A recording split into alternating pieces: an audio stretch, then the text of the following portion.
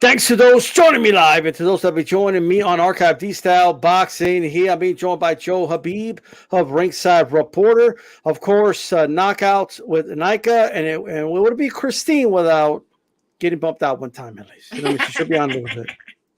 And I don't know what happened. She just kind of disappeared. But shout out to Christine. She'll be on a little bit. She'll be on a little bit. But it's the 104th edition of the Roundtable. We're listening on Archive. Make sure you share the content, of course. Hit the like button. Subscribe if you like the show as well. And Cheeto in the chat, how's it going? Let's go ahead and start this one off with Katie Taylor. I don't know if you guys know that she's a minus 6,000. I will repeat, she's a minus 6,000. That means that if you want to win $100 you gotta win in a Katie Taylor fight, you need to bet $6,000. That is insane. And look, I was looking at the wrong Karen.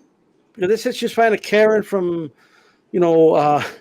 from Argentina, and there's actually a champion at featherweight from Argentina with the same name. So I thought that's who she was fighting, and I'm like, oh, come on, 6,001 is a little too much.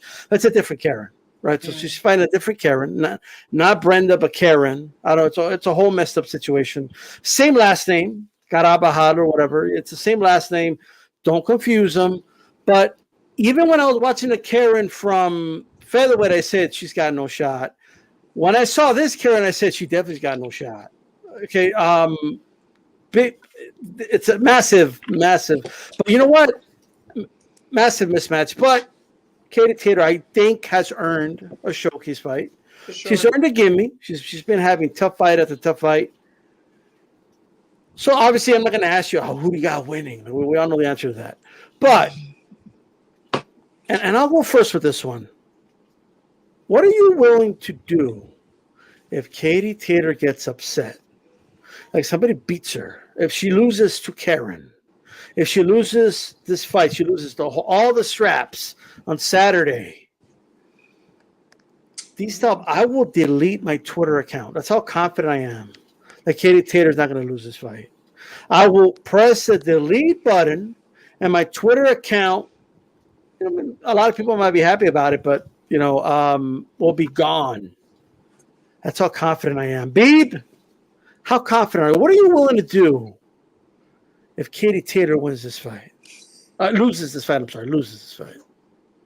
Minus 6,000. Maybe stick a pie in my face live on air. Stick a pie right in the face next week, okay? Yeah, we can do that. All right. Exactly. Is that humiliating enough to do? Sure.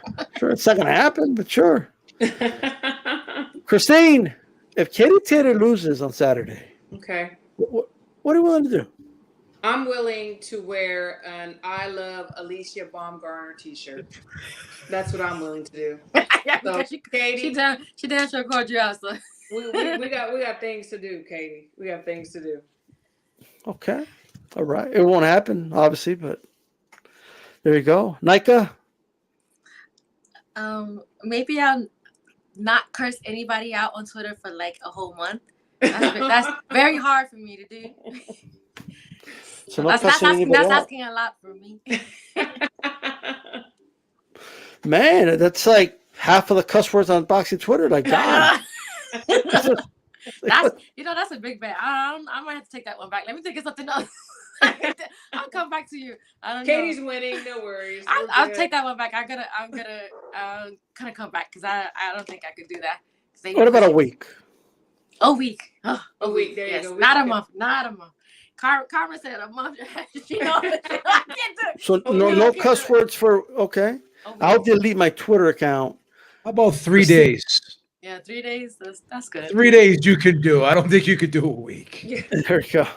And how long are you going to delete your Twitter? Like forever? It'll be gone. I'll start a new one. You just start a new one under a new name. No, you just deactivate it. Okay. It'll be gone. I'll delete it. It ain't going to happen. She ain't going to. I don't know. Have you all seen footage of this girl? No, but I mean, this is boxing. Anything can happen. Yeah. No, not in this case. You know what? I might have to put some money on old girls, the other girls, just because I have case. Like a website. Just in case. Can you imagine? Well, they only made it a plus 1,200, which is still a lot, but they didn't have the balls to do a plus 6,000 though. I would love them to do plus 6,000. Like, I would have thrown $20 in there, but yeah. no. But look, I when I first I thought it was Brenda Carbajal from featherweight, an interim champion. I said, well, it's not a bad fight. 6,000. That's a little too much right there, But I still felt like she had no shot to win. But this girl is just way behind Katie Taylor. There's levels to this. Katie's at another level. This might be the easiest fight Katie's had since she turned pro. Okay, Shani, it's okay. She's due for it. Like, she's earned it. allowed. She's allowed down here. For sure. Put some cash in this girl's pocket, Yeah, absolutely. But sometimes those fights are the ones that creep up and bite you in the ass. Surprise. Yeah. Sometimes, right? I mean, it's not going to be this time. It's not going to happen. LWC's Most Wanted. Nice name, dude. All right, saludos to the panel. How big would a KO be for Cepeda? Oh man, let's go to start. Let's talk about that fight since the super chat took us there. Yeah. Cepeda versus JoJo. I think this is a great fight. It's going to be a good action-packed fight. Shout out to Derek Collinsworth, the coach in the building. Coach.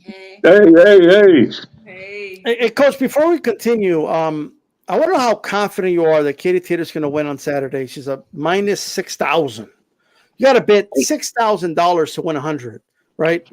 I want to know how confident you are. What would you be willing to do if Katie Taylor loses? Well, with them odds, man, as long as you don't hurt yourself, you might well take them odds, man, in case Katie has a major night off, huh? There you go. But that's wild odds, huh? Well, that is crazy odds. I haven't seen that for a championship fight in a long time. If not ever, I don't recall. But I could be wrong, but take your 100 and spend it, man. Nah, I don't gamble, man, with y'all. Just in case. Let's start with you, Coach. JoJo Diaz can be fighting William Cepeda this Saturday. Who you got in that fight? Man, I think that could be a competitive fight. Do you lean towards JoJo? I guess. I don't know. That's a competitive fight, I think. It is a competitive fight. I lean towards JoJo, I guess, a little bit. Okay. Is it the activity, experience, or what's making you lean towards him? Just the experience in the fight. Even though I thought he should have did a little better against who was that last time out? Haney, yeah. Yeah, I thought he would have did a little better there, but maybe just experience a little bit. But Okay. I think it's competitive. I wouldn't be shocked by Zepeda. What y'all think, man?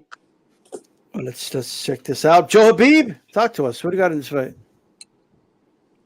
I think Zepeda might stop him. I think JoJo Diaz may get stopped in this fight. He's usually the guy that has a lot of durability, but Zepeda is a murderous puncher, and I mean he's just a strong young kid, and I think because JoJo Diaz likes to go at it on the inside, and that's Zepeda's that's his forte on the inside with the body work and stuff. I think that I think he'll wear down JoJo, and I think he'll get a stoppage, probably maybe in the mid rounds. Okay, all right. Christine, how to see it? Zepeda, he's a killer. He's strong. I mean, look, his record shows that, and he's tough. He's come forward fighter. He wants to bang. He wants to stay in the pocket. One thing, we had JoJo on the show, and he said that whenever he fought Haney, he should have opened up more. So I believe that was a lesson for him. I believe that he looked back and said, okay, I need to switch some things up. And I really believe that haunted him. And so I believe for this fight, he is going to be much more prepared. And I believe that, his boxing skill, his experience is going to take him, even if I believe it'll go all rounds, but I believe that he will win by decision. Sounds good. Nika, what do you got in this fight? Yeah, I'm gonna piggyback off of what Christine said, because when he was on the show, I feel like he's been much more dedicated to his career, because not for nothing, he got a lot going on behind the scenes. So this is kind of like a make it or break it fight for him. You know, if this doesn't go his way, I don't know what he has next after this, because he has a lot going on behind the scenes. So, you know, it would behoove him to win this fight. So he's been. Oh, I'm hearing playback. Is that my computer? That was my bad. My bad. Oh, okay, sorry. So yeah, I'm gonna go with JoJo on this one. All right. Okay. I have to agree with Joe Beeb. I'm look. Let me just preface by saying this. By knockout. I hope JoJo wins. I am rooting for him. I just want to make sure I say that. But I got to favor Zepeda in this one. I do think Zepeda's going to win. JoJo's proven to be very durable. The style that's beating him, however, have been those boxers like Gary Russell, Haney. An aggressive guy hasn't really beaten JoJo yet, so that's yet to be seen. So this will have to, like, Cepeda is going to have to beat him in his own way. He's not going to turn into a pure boxer overnight. But I do think that the power is real. JoJo is a small guy. He used to fight at featherweight, right? He's coming up. He's fighting a guy that cuts weight. I think he's going to be outweighed probably by 10 pounds that night. And I think it's going to show. I think JoJo starts off outboxing him. He'll probably be ahead on the scorecards. But I think Cepeda, somewhere around the middle round, will start wearing him down. And either he stops JoJo late, or JoJo just kind of ekes it out as far as making it to the end. But Cepeda wins the decision. But that's what I'm gonna go Cepeda by a very close decision, by kind of sweeping the later rounds. And it comes down to conditioning, like you're saying, you know, that you know, you don't think that he'll last or he may not last. You know, we talked about that too, and he does have a conditioning coach, and he has really, you know, picked it up as far as that's concerned. Yes, conditioning is very important. So if he doesn't have it, I agree with you, but I believe he does. He actually bet someone on boxing Twitter that he would win this $500. That he would win this fight. So some guy on boxing Twitter was lucky enough to get this bet. So we'll see. He has to lash out. So he bet on himself against the dude on Twitter? Yeah. Yes. He kind He of said he'll take his little money. He'll take his little baby. Another issue I think with JoJo too is he kind of busts up. He gets cut up a little bit in fights too. So I mean, he can get cut, and maybe the fight can get stopped on cuts too, because he does take a lot of damage to his face. Has a lot of scar tissue on there. I mean, I like JoJo a lot. I mean, he's what a boxer's supposed to be. He takes tough fights. He trains hard. He goes in there to win. He's got a very entertaining style. He's got a lot of dog in him. But I just think in you know, if he tries to fight fire with fire in this fight, which I think he's going to do, because I do agree with the ladies, I think he is going to go into this fight with something to prove, and he's going to try to, you know, make a statement. And I think if he does try to do that, if he uses those tactics, I think it's going to be tough against this type of opponent. Yeah, I just don't know. JoJo has the firepower to keep Cepeda off of him. I know somebody mentioned he was knocked down 2 fights ago, but you know, knockdowns happen in boxing. But at the end of the day, he got up. Yeah, that could be anything. It could be your feet crossed, you know, you're off balance, you're moving, you're getting punched while you're hit, while you're switching. That could be anything, you know. That's absolutely. And if he wins this fight, what's next for him? Like, who do you have JoJo? Puts him right back in the mix. Yeah, that's what I'm saying. This is like a Ryan Garcia. Fight. Yeah, Ryan Garcia, Tank, Haney. If he wins this fight, if he wins this fight, I think it's pretty. It's very, very likely that he'll probably get Garcia next. Yeah. So, and he knows this, so that's why I feel like he's got a different mindset. It'd be interesting. Yeah, it's definitely a different mindset for sure. Look, look, if Cepeda wins, look, I could see them matching him up with a lot of guys, to be honest with you. And it puts him in line to maybe get a title shot in the future. But a lot of action fights you could put him in. But as far as JoJo, the obvious answer for me anyway would be Ryan Garcia. The Ryan Garcia fight becomes very intriguing. And JoJo has talked a lot of smack about Ryan Garcia and vice versa. Like, they don't like each other. Yeah. So I'm just saying. both ways. Yeah. Go both ways for sure. You know, so it looks like it's pretty divided. You guys can let us know in the chat who you have winning that fight. Interested to know for sure. And all that good stuff. You know what I mean? But speaking of Katie Taylor, kind of skip this. What's next for Katie? Like, after this win, Should she wait for a Bumgarner or a Mayer to move up? Should she move up? And fight for, start going for multiple divisions. Go for McCaskill, who she already fought at 147. What would you like to see next for Katie Taylor? Let's go with Nika. I want to see the rematch. Serrano, yeah. Yeah, I want to see that rematch. That was a great fight. Like, it came down close to the wire. Like I wouldn't be mad at a rematch before she goes to like the Mayers and the Baumgartners. Like, it was another Serrano, while it's still like, bubbling in our, in our bodies. Yeah, that rematch is something. Do you think it should happen at 135? I know Jake Paul wanted it at a catch weight, or. But I don't know. I don't know if that's gonna even happen, because look, the lawsuit that Hearn has against Jake Paul. I don't think he wants to do business with him. So I kind of like fucked it up. So yeah, for sure. Now that I thought about that, I'm like, you know what? It's probably not gonna happen, because it's definitely in the lawsuit for a defamation case. I wouldn't want to do business with Jake Paul neither. So, yeah. So damn. I still want to see it, but I don't. Now that I say that, I don't think it's gonna happen. So, well, Joe, Habib, talk to us. Well, what'd you like to see next from Katie Taylor, and do you think the lawsuit maybe has stopped this round of rematch? Yeah, I forgot about that. That's a good point. But again, money talks, right? And that fight was just a classic. That was probably, I have to say, one of the best.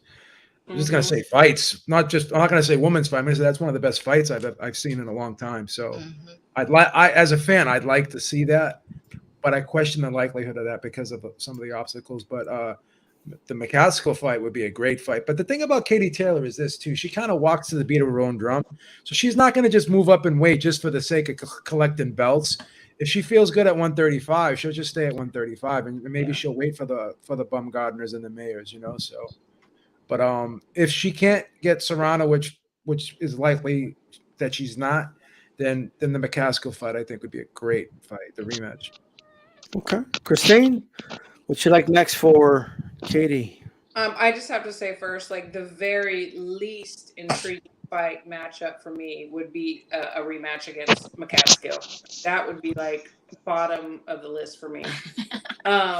First, definitely would be the rematch, with Serrano. I agree with that too, because that was a fire show. And then I would love for her to pin Choi down. Choi wants to go all over the world and fight everybody else but who we want her to fight. Pin her ass down, fight her, and then Alicia has to fight her, or she fights Alicia and she takes all the belts. I mean, to me, that would be the perfect scenario, but I would love to see the rematch first before they find out what strategy they're going to use to pin Choi down in the corner to fight somebody. Okay. That would be a good fight, actually. Coach, talk to us. What would you like to see next for Katie Taylor in 2023? Oh, shit. Who? I missed what I was trying to get my earphones on. I'm in the gym, man, so I couldn't hear y'all, man. But I can't figure it out. What we was talking about? Just what she's gonna do? Katie Taylor, what would you like to see from Katie Taylor next year? Man, I don't I would like to see my girl get her again, man. Amanda? Y'all had Amanda losing that fight? I scored it for Katie. Was it close? It was close. It was very close. Very tight. Yeah. Razor close. I thought it was so close that she could have easily got the nod, but so to me that demands a rematch. To me, I wasn't mad at the outcome because it was like that, but I would like to see them two again. Me. Mm-hmm. Well, Coach, Nika brought up the point that Eddie Hearn is suing Jake Paul for defamation for saying that Matchroom fixed the fight or the judges. Oh, that's real. I thought that was just some bullshit, like most boxing. And no, it's a real lawsuit. That's a real lawsuit, and I believe, I could be wrong, that even the judge is suing. Yeah, the judge tacked on to the lawsuit as well. Yeah, because Man, he accused that judge of, Yeah.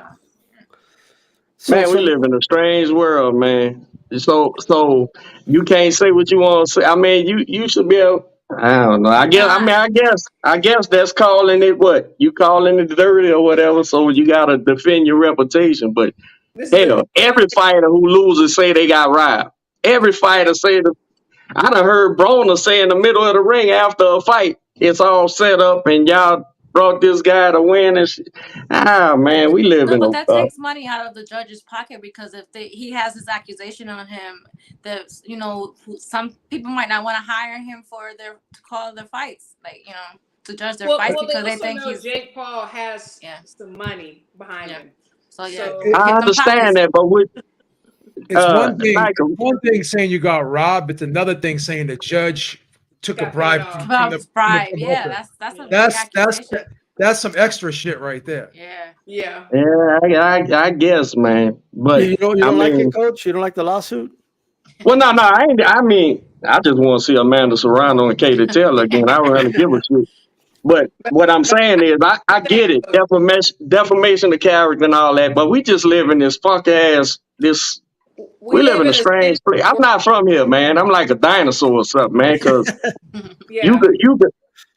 What's wrong with saying you thought the fight was fixed or whatever the case may be? Man, look, we gonna pretend like judges are great or something, like boxing judges are irreproachable or something. Half of them don't know what they're looking at. Well, no, you could say the judge got it wrong, but to say that he was bribed and paid, that's a big accusation. Like, I agree with that. I agree with that. You're right. That judge got it wrong, but to say, he took money and it was paid, what the fuck what do Jake Paul know about boxing though? He's visiting, right? He's visiting. He's bagging his girl, that's all. But I mean, I get it. I get what you're saying. It's a defamation deal, defamation of character. But man, how many judges we watch? You looking at a fight and they have no clue what they're looking at, man. No clue. Yeah, but I think what you're touching on is incompetence, right? There's a difference between incompetence and corruption. So my issue with Jake Paul is he was, and maybe he didn't mean it this way, but he's basically accusing Matchroom of fixing the result, like paying off the judges to give it to Katie Taylor. And unless you have proof of that, like you can't really say that. Isn't that the judges? Isn't that the judge and the commission's rebuttal though? Like you can't prove it. Where's the proof that it was fixed? Man, get the fuck out of here. Keep it moving. I don't, man. I agree with this. Most judges are just incompetent. I don't think they're on the slider. I don't think nobody's fixing nothing. I just think they're incompetent. So, like to me, it was like, do you remember the rematch after the rematch of Golovkin and Canelo? Teddy Atlas is live on ESPN. It's one thing to say, I feel Gennady Golovkin won. I think the judges got it wrong. No, Teddy was saying, it's corruption. They're paid off. This is like that. To me, that just does damage. Was he sued? Did he get sued? Was he sued? First of all, we talked about this several times. Go ahead, Pete. We talked about this several times. Like the commission is the one that picks and approves the judges. The promoter can object to it, but the commission doesn't have to do jack shit for the promoter. The promoter can protest all he wants. If the commission wants these judges, the commission will have the judges they want. That's how it works. So no, the only way they influence you're right, Joe. The only way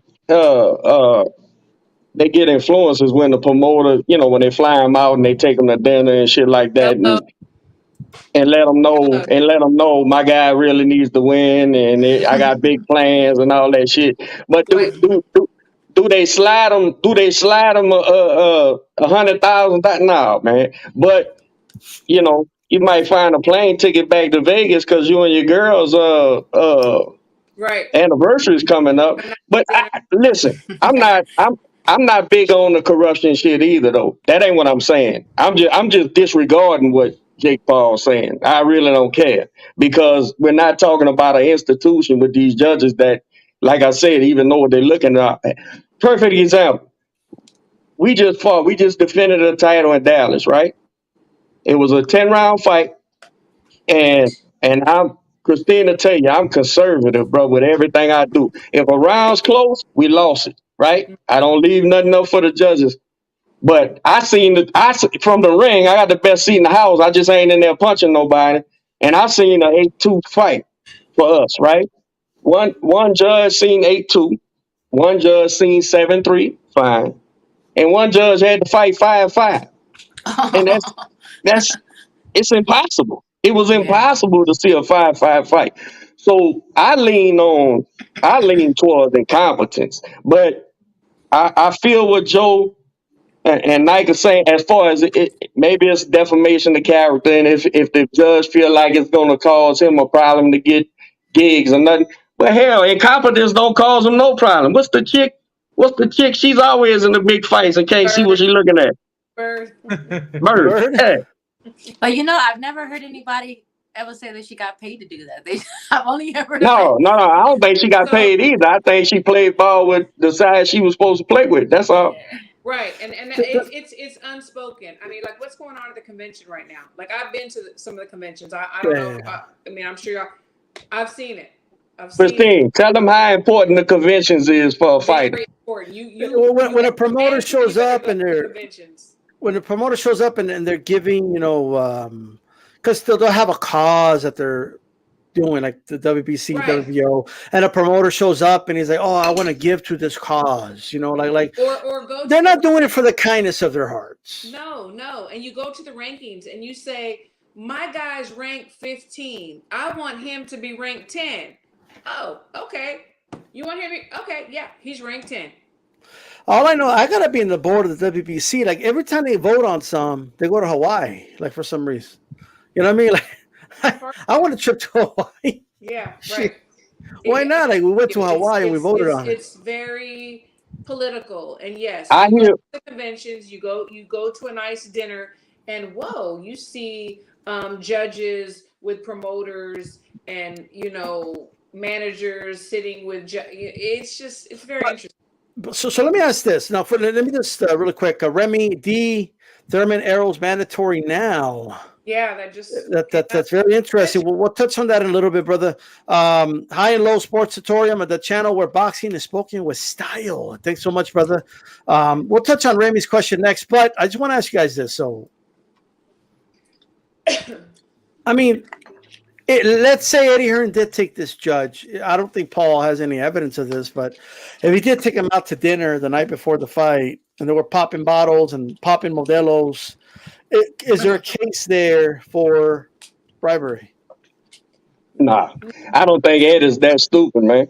And you don't have to do that. You don't have to do that to get him to lean towards you. So yeah. this is listen, man. Yeah, go ahead.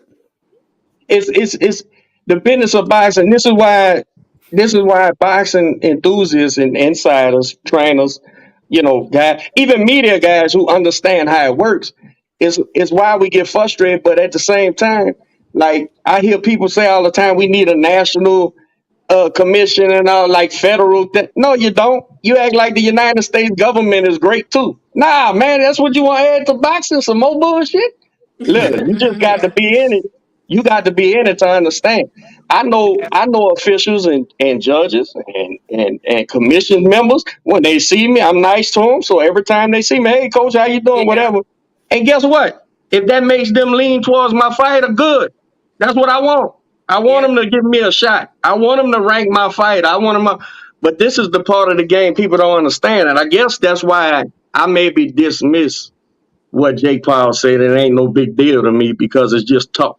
Like, it's just talking. He's talking. He sounds like a disgruntled loser, right? You rigged my fight or whatever. Now, I'm not saying it if he's causing anybody like the judge, like Joe said.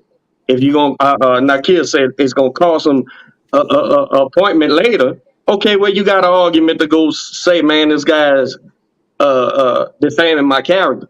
But, man, come on, man. This is boxing. These people, it doesn't take much to get somebody to lean your way, man. It's just that's how it goes, and it's ugly, it's terrible, but that's how it works.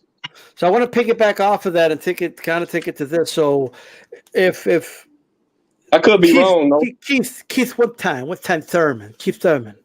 He the guy with the list. The list is gone actually, but nonetheless, Keith Thurman is number one in WBC. I don't know. I thought Virgil Ortiz was number one and last I checked, Virgil hasn't lost, right? So I don't know how the hell that they just skipped Virgil. Well, I know you know how it's just, but and I'll start with you.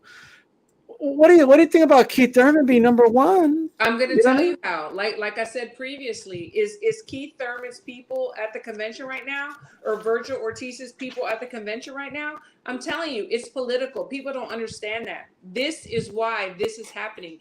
Keith Thurman, when's the last time we fought? And now, out of nowhere, this is coming up. Mario, he gave the young Mario Barrios a shot. Okay. On the week that the convention is going on. Right? And Ain't that protecting their champion though? Now this news comes out. Virgil was number one. Yes, he was. But are he and his people there? No, they're not. And see, that's the thing. If I had a champion right now, today, guess where I'd be right now? In Puerto Rico. Okay. All right. Hey, Derek, what do you make of that? Like Keith Thurman, number one. Is that a fight you like to see? Keith Thurman against Spence? No. But here's the thing, man. And I'm not no anti-Keith guy, right? When Keith was running the division, because people forget about that, before we had a Spence and a Bud, Keith was number one, bro. He had the best resume. He beat everybody. In recent years, I can't think of a single fighter who ruined his career as much as Keith Thurman. I don't know if it was his elbow or whatever the fuck was bothering him for them years. He stayed home, but he played himself.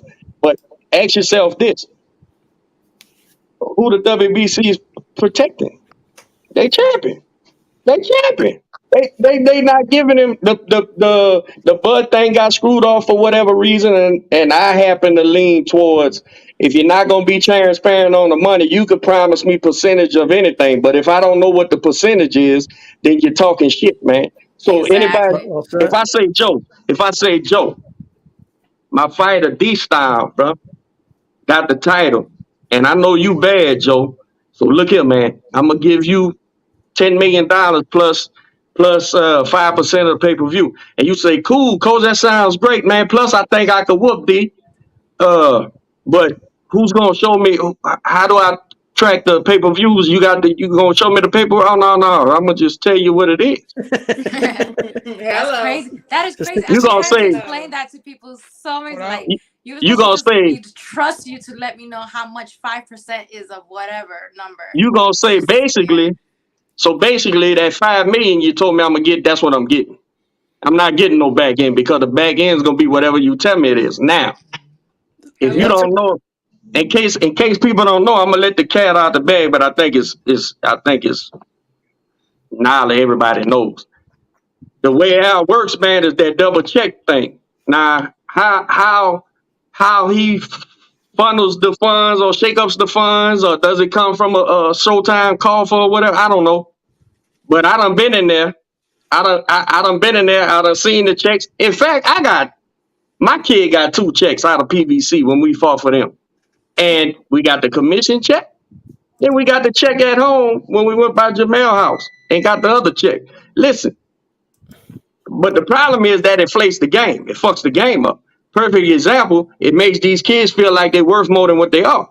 Why do they feel that way, though? Because they got paid.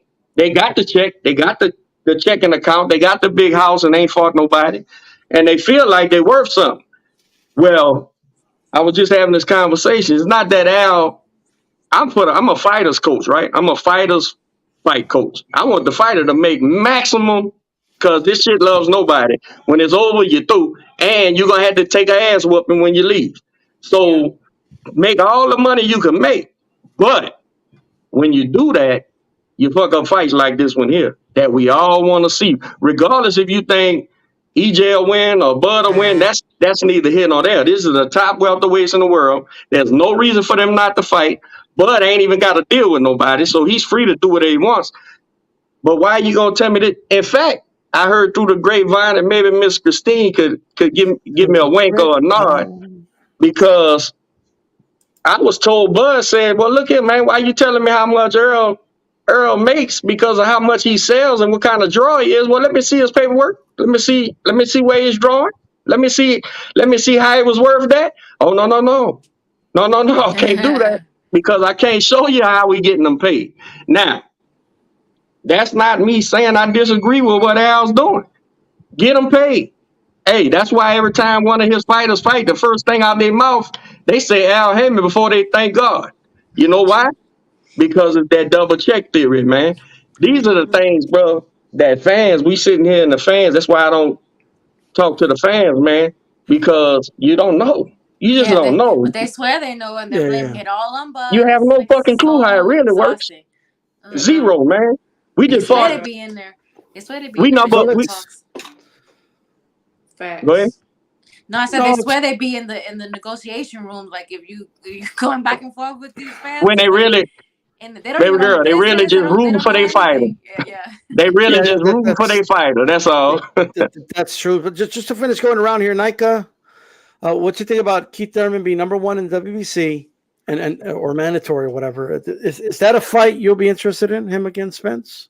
I mean, I would. I'm not gonna lie, because I like Keith Thurman, and to be honest, like I can't be like fake. If I'm okay with Bud taking another fight because he hasn't had his negotiations go through with Spence, then I can't be fake and say, oh, I don't want to see this fight with Spence and Thurman. So, you know, I'm gonna watch it too. I just rather see Boost or see, you know, Boost or Ortiz, but yeah.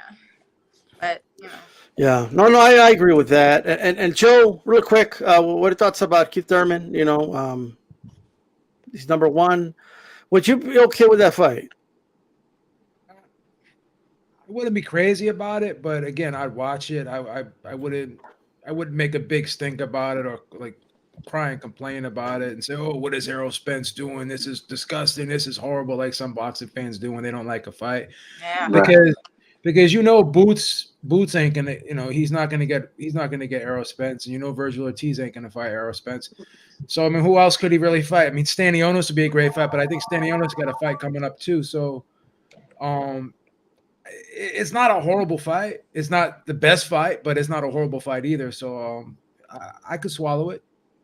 Yeah. And Joe, look how it works, Joe. I just got a call yesterday for my 154 pounder to go to England to get the dude ready for Bud.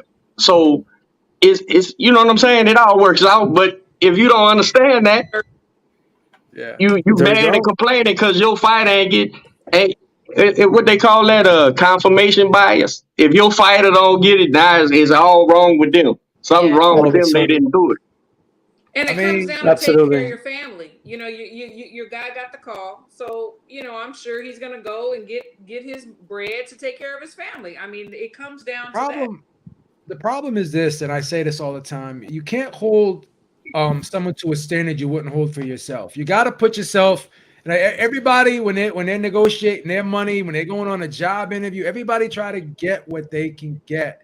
So when someone else does it, don't act like, oh, why do you care about why you count someone else's pocket? I'm not counting someone else's pockets. I'm being realistic about what the guy's doing and why he would do it. And I empathize and put myself in that position. I say, okay, I heard that they weren't even giving Bud a set guarantee for that fight either. There's a lot of crazy shit that so it's like I've been trying to tell people, like I could, to me, when I see fans do that, they want Bud to just accept anything. I could tell that these people don't fight for raises at their job, you know, they just settle for anything. They do, Nika, but they're being hypocrites. They do, but they're being hypocrites. It could be both. To accept anything, no one goes into a car dealership and says, "Hey, I'm gonna pay whatever you want me to pay." No, there's a negotiation. Exactly.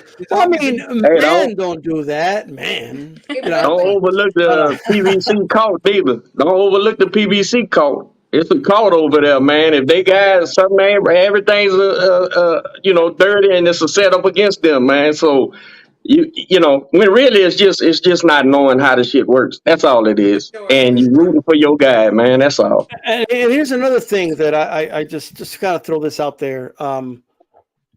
I had seen some Errol Spence fans here, specifically here on YouTube, make the argument that this is all Bud's fault for not going the IBF route because the IBF will force a mandatory.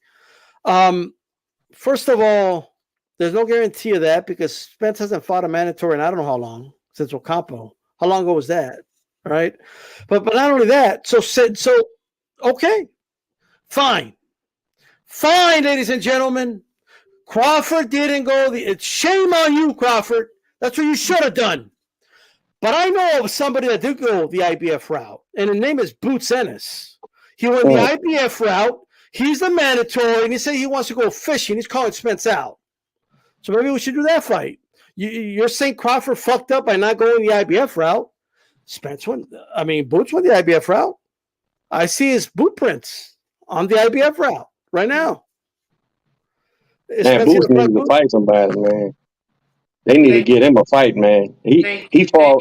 I think he fought. How many fights he got, Christine? Boots. He's got quite a few, like 30, something. Yeah, he got plenty of fights. He got championship record, and he fought one fighter of recognition was that the Eastern European. What was his name? Yes, I've been criticized for saying that he needs to fight somebody because yes, he's talented. Yes, I'm a fan. I'm a fan. Let's go. Well, Spence is somebody. Exactly, and the thing I wanted to say too, like people are criticizing Bud for saying, "Oh, the fight for the legacy." Look, if I'm up for a position at my job and they're like, "I'm going to give you this much money, but you won't get the title of manager," give me the money. I don't care about the legacy that I was the manager, the best, whatever. Show me the money. Before I go to Calix, you were the best manager this company ever had. Right. How are we going to pay you half of what the other guy got? But we can't pay our bills. No problem. I'll take it. But I want the title though. Manager sounds good. I'm just saying. No, show me the money. Bud to fight anybody on planet Earth, man. You already know anybody. Two at a time. That dude's a different dude, man. For anybody saying Boots hasn't fought anybody, and they always say that. And who the hell did Ocampo fight before he got his shot against Spence? Nobody fights anybody till they fight somebody. That's the way it is. I would love to see the Boots fight or the Ortiz. I like Ortiz, man. Y'all like Ortiz? I like him. He's a good guy. Yeah, like to me, it's like Ortiz and Boots should be getting their shot right now. If they're not going to fight each other, those two should be getting their shot. But why? But WBC. Why would the champs give them a shot? Because it ain't my problem. It's a big risk. It is a big risk. The WBC protecting their champion, making sure they get the Bud fight next or whatever. So they went to softest. Not trying to say Thurman's soft and he can't win or nothing. That ain't what I'm saying. But you got these two young killers, right? Right. Or Thurman, who shit the bed against 1,000-year-old Pac-Man. What we gonna do, man? What we gonna do? Give me Thurman because he's still a draw. Gonna make some money. Let Bud go knock that dude out. He got, and then we come back to the table. But you gotta be transparent because why would Bud say? That's like long handle spoon shit. And yeah, you could say, well, if he knocks Spin out, it don't matter. That's true. But that's with anybody, right? Can y'all just imagine, just try to imagine Virgil Ortiz versus Errol Spence with their history. They started out at the same gym in Dallas Stadium. It's a huge fight. That would be crazy. That would be freaking crazy. So but I wanted to give an example that I've gave people before because I actually seen something just like this, but in the medical field, not boxing. I worked with a doctor who was a private physician, and I worked in a private office, and we worked with cancer patients. So he had a deal with the owner, which was another doctor of the office, that he would get like a certain percentage of the payments that he would receive for his patients' treatment. So he didn't ask for any books or any transparency. He just he trusted them to pay him the percentage of what he was owed. of the payment. So one day he came to me. He was like, I guess one of the patients sent him a copy of the bill. It was like, oh, I just wanted you to know how much the insurance company paid. I'm going to make sure you got paid. So he saw the number that the patient's insurance company paid him, and he already got paid by the facility, but it wasn't the percentage that he should have received. So he asked me to look up a list of names of all these patients, and and how much they got paid by the insurance company, the facility, and they were fucking him over at least 20,000 per patient. They would underpaying him. So that's what I mean. Like, if he didn't ask me, he would have never known. He would have just let them keep paying. He didn't trust. He didn't trust Al on that 5%. No, so because he told me, he said, like, if you give me this list, if you give me the numbers that these were paid, I'll give you a That's business. So I got him the numbers, and then they had to pay him because he had all the, I had all the proof for him, and then he gave me a nice little check from it, and I was, but it's because he trusted them. You don't care about the title. His percentage, no transparency, and they did not pay him. They were literally. What's wrong with transparency if you got nothing to hide? If you got nothing to hide, there's nothing wrong with transparency. Exactly. If I wasn't at the gym, man, if I wasn't at the gym, I would show y'all my Harvard master's degree at the house, man. It's right there. It's on the wall, man. There you go. It's just paper, bro. It's just paper. That's all it is, man. Welcome, Cali X Boxing in the building. Hey, really quick, JoJo Diaz, who you got? I'm sorry, JoJo Cepeda. I'm sorry. Yeah, I'm rolling with Zepeda, but that's tough. That's close. That's one of my favorite fights in the boxing schedule late this year. I've been looking forward to this fight. It's tough. Will Zepeda get through the technical ability of JoJo Diaz? Yes, but JoJo Diaz is tough, and he'll be landing shots as well. But Zepeda is bigger, naturally stronger. I just think in a firefight, Zepeda is going to come out on top. Okay, all right. And what we're talking about right now, I want to ask you this. So a lot of Spence fans, for some reason, are hung up on this. Why didn't Bud do the IBF route? Like nobody, like Mikey Garcia didn't have to do the IBF route. Nobody else had to do it. It's just Bud. Just Bud. But since that's what they say you should do to get a fight, that's a yellow brick road, right? To fight Errol Spence. Even though nobody else took that yellow brick road, only Bud had to take it. But Boots took the yellow brick road, and he went the IBF route, and he says he wants to go fishing. Does Spence fight Boots next year? No. Spence goes to 154 before he fights Boots or Stanionis or Virgil. He does. He goes to 154. So I think that's one of the things people missed with the Bud Crawford move is Bud is actually putting pressure in a way on Spence in that Spence has to make a move now. And he's going to have these mandatories come up and they're going to have to pick. But what happened in July, D-Style? And I went on the podcast and talked about it the Monday after it happened. They snuck it through Friday and Saturday. They elevated Keith Thurman to number 1 in the WBC, right? Even though he had one fight in the past 3 years. Do you know the last time Keith Thurman had a top 10 win at welterweight? Mario Barrios. Look, no, the last time he had a top 10 welterweight win, Bad and Bougie was the number 1 song in the country. Do you remember that song? It was so long ago. No. I've still been in the club. I'm out of touch. It's been almost 6 years since he's had a top 10 welterweight victory. He's fought once in the past 3 years, and it wasn't even against a welterweight.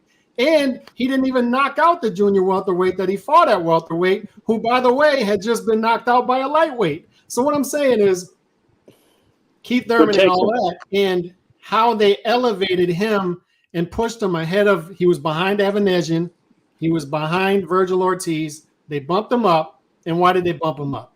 Because we know Al Haney made the phone call. Hey, WBC, let's get this guy up to number 1. And Al always wanted this fight. He always wanted Errol versus Keith. He never wanted Errol versus Bud. I'll always believe that. Bud's always been the inconvenience at 147 since he's been there. He's always been the inconvenience for the PBC fighters, and it's still that way. So whatever happens, you know what I'm looking forward to, though? I'm looking forward to the Evanesian versus Keith Thurman undisputed match next year, right? Oh shit. They both pull off the Let's do it. upsets. No, it won't happen. Hey, It won't. It's Oh, sad, man. though, man. It's sad. Hey, Go yo, ahead, Coach. Go ahead. to me, Bud ain't getting enough credit for this boss ass move he pulled, bro. While they was Right. bullshitting, and he went and made a whole nother fight with a new people that's gonna pay him. Thank Man, you. that shit was so player, man. I was like, look at this smart ass motherfucker, man. He knew exactly. Okay, y'all bullshit, y'all crawfishing. I done told you. All right, cool. I agree. Show me how I'm gonna be able to see that you're not lying to me, that you're gonna pay me right.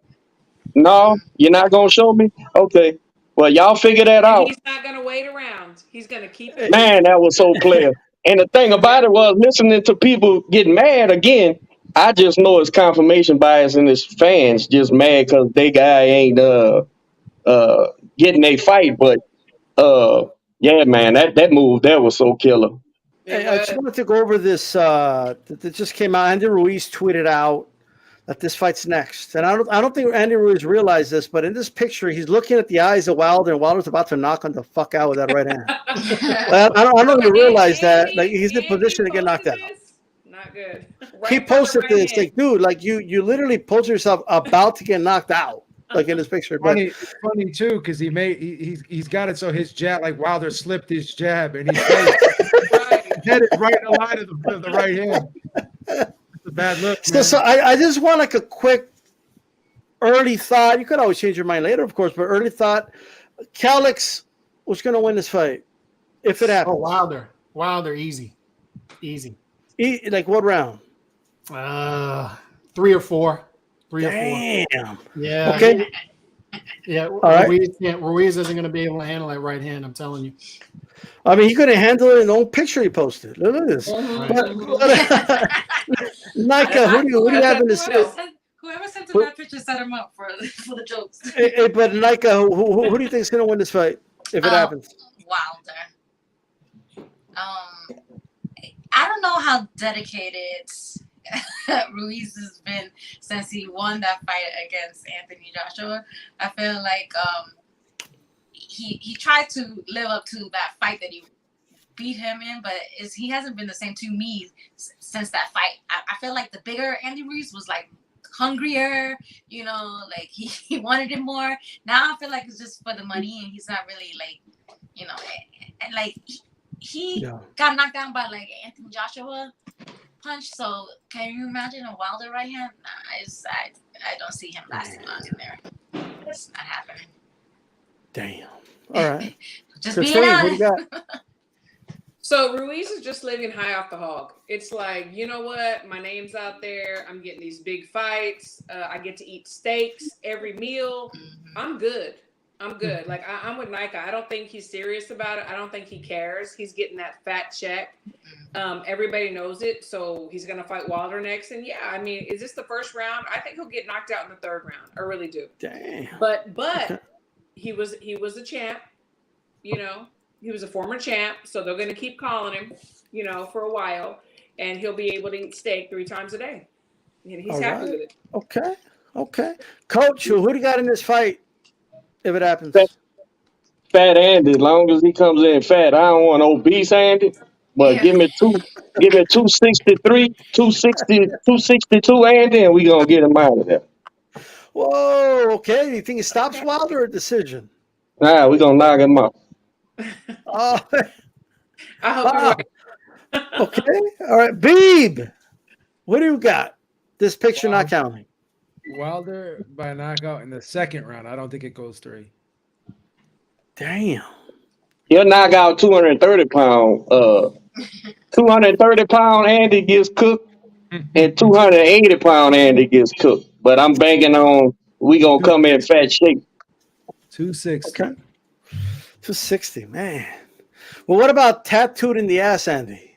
Damn, I forgot about that. Hey, is Andy still with Eddie, or he left? He left. He left, yeah.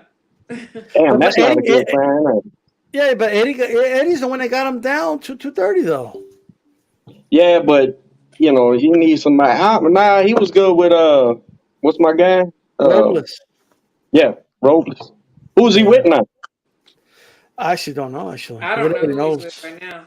Got a new trainer every fight. Yeah, I'm gonna yeah, let the scale tell me. Literally. I'm gonna let the scale tell me at the weigh-in. Right. Okay. Yeah, look, man. I like Andy Ruiz. I like his story, but man, I don't know, man. He's. I think he gets knocked out early. I just don't. When I play the fight in my head, I just don't see how he doesn't get hit with the right hand. I just don't.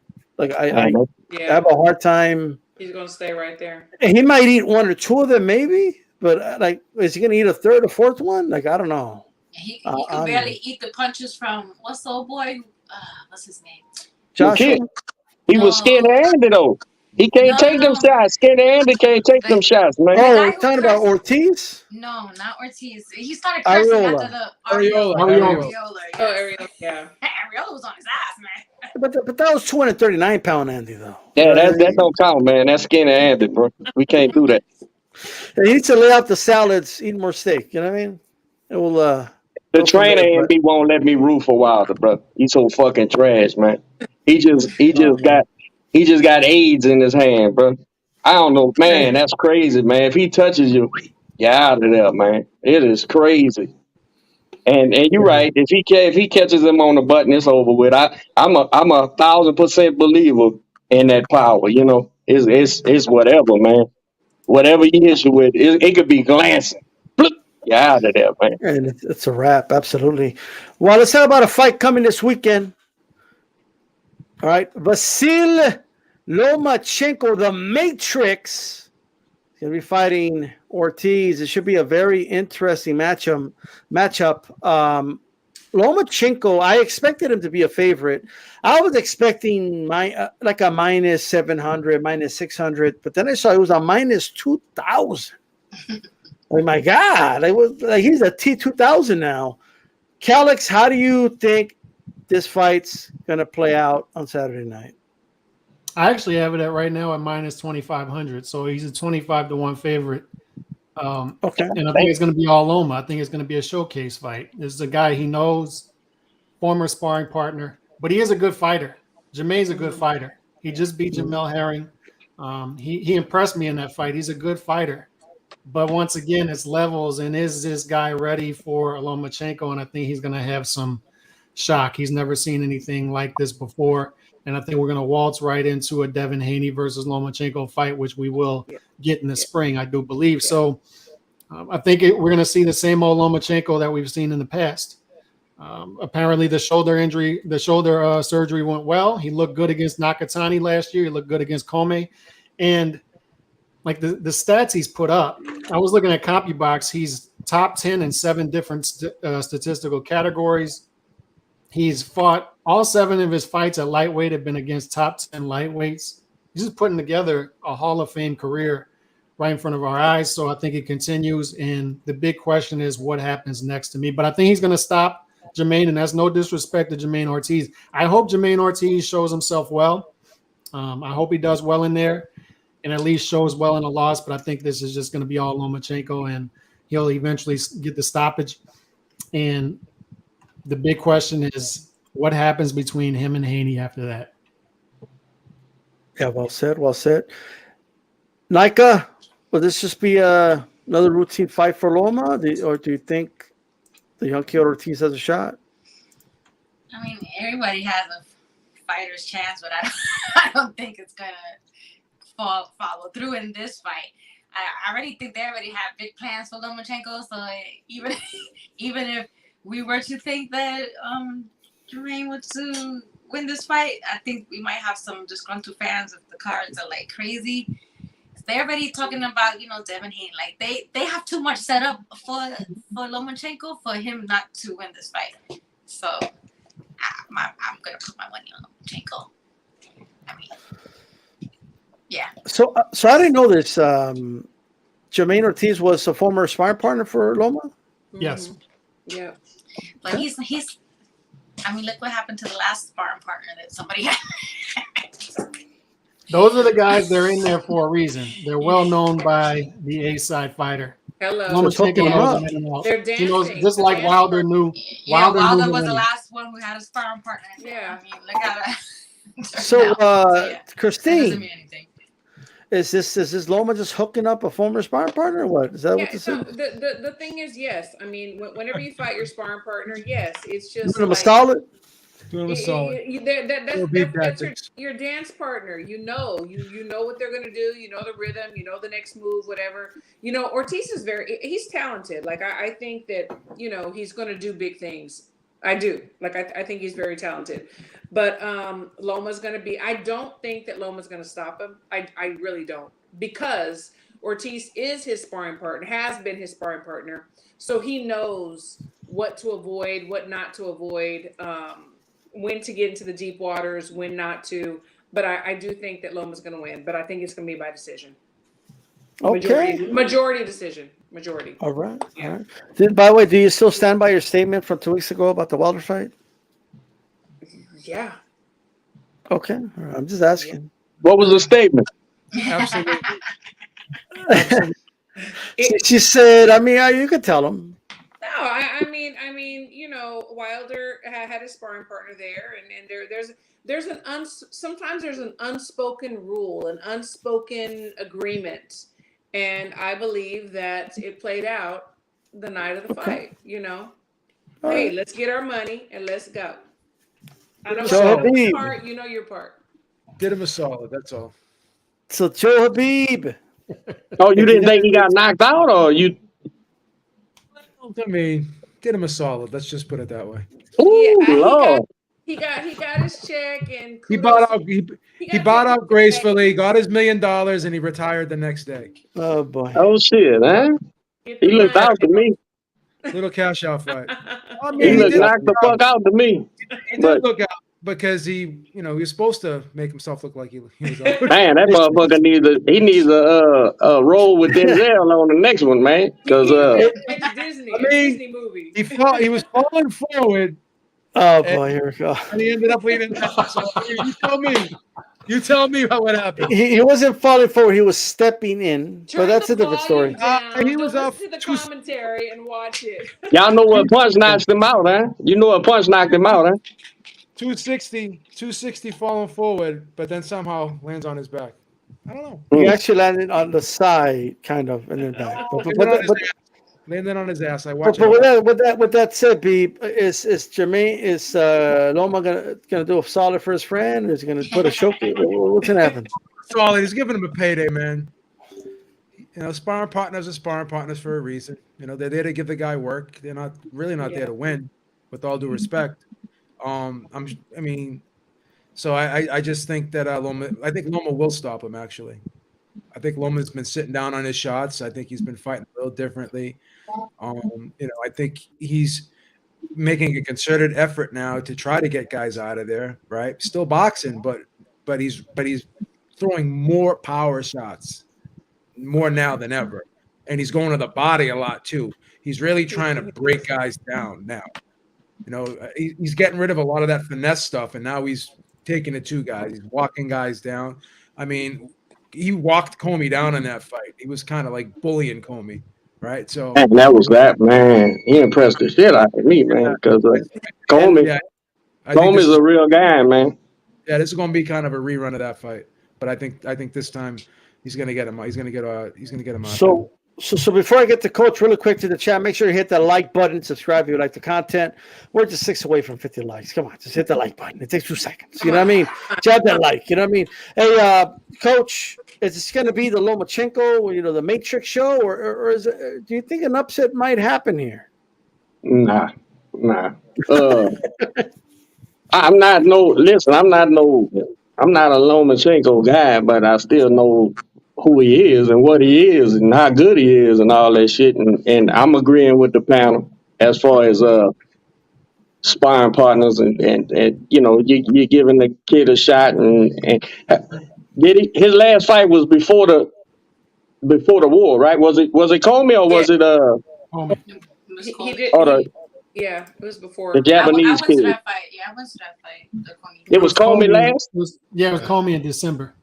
Yeah. Yeah, I think they know what they're doing over there, man. Then he'll cook Haney and after that. So yeah, they know what they're doing, man.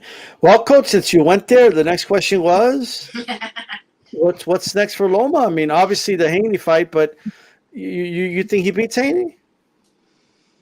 Oh man, I know you don't think Haney can fight, man. He just number one. That's all. He beat the guy. He beat Campbell. Man, look, come on, man. Haney don't got think he can fight?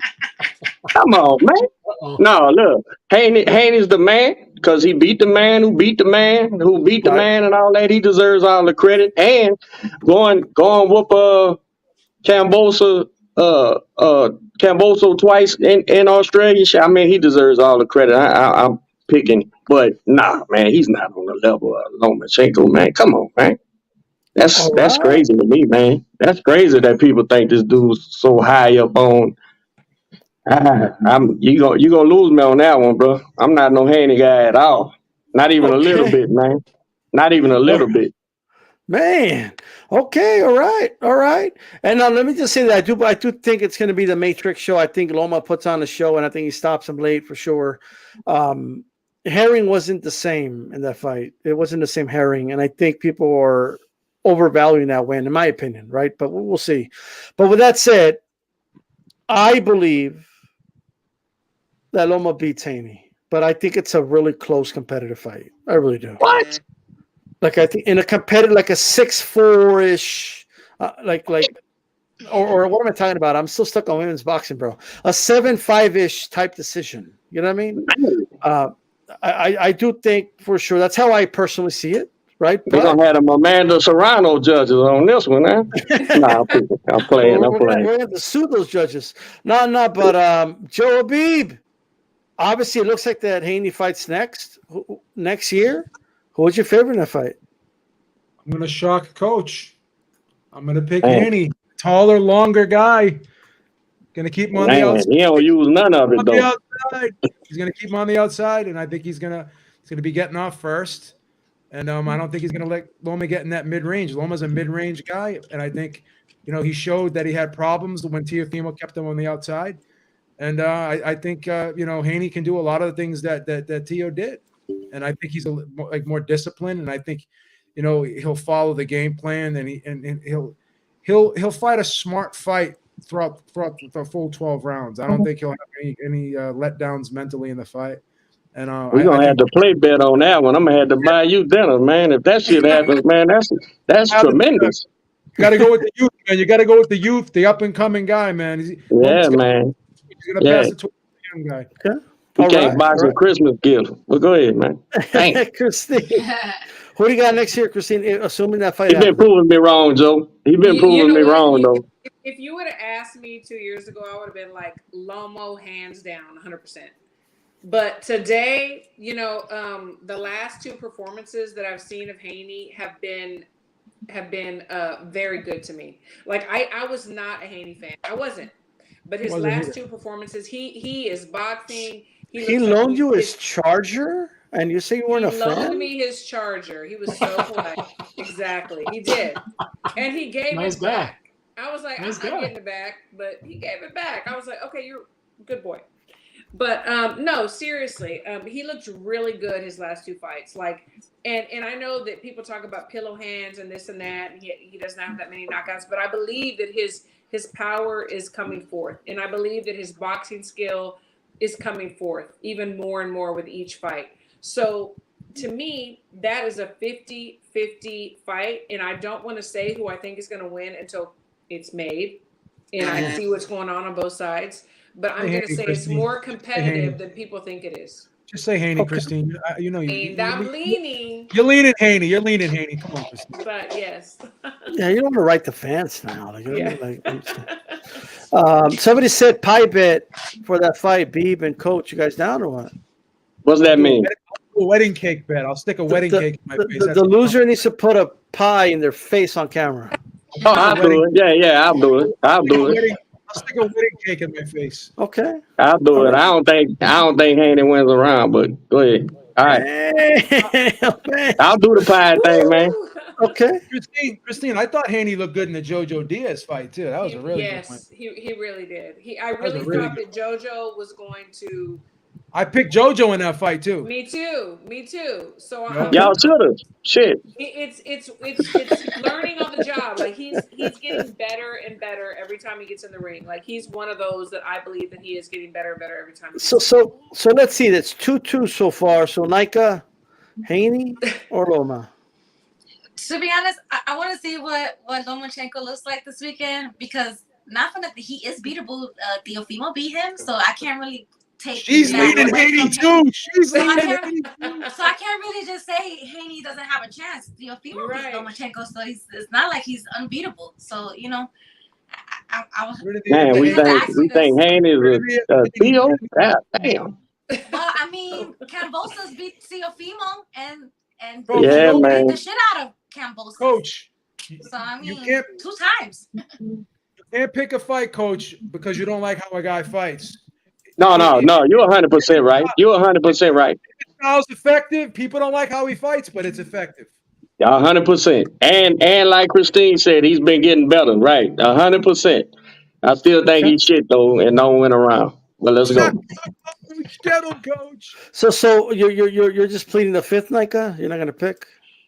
I Just feel pick like you should Haney. ask me this after this. Pick Haney, baby girl. Pick him. I'll Go pick with him. Haney. You know Pick Haney, what? go ahead. He got the he's undisputed, right?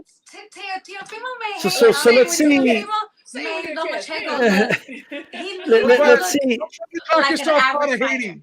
Don't try to talk yourself out of it, Nigga. You No, know Haney. I'm All gonna right. go with Haney. I'm gonna go with Haney Go because Haney. I'm Go saying Haney. a good Teofimo pick. made Lomachenko to me look like an average fighter in that fight, and then you know Cambosos came and beat up on Teofimo, and then Cambosos got his ass beat twice, and like the second time was even worse. Like so, you know, Think about this. Lomachenko, if Well, think about this he's too. beatable.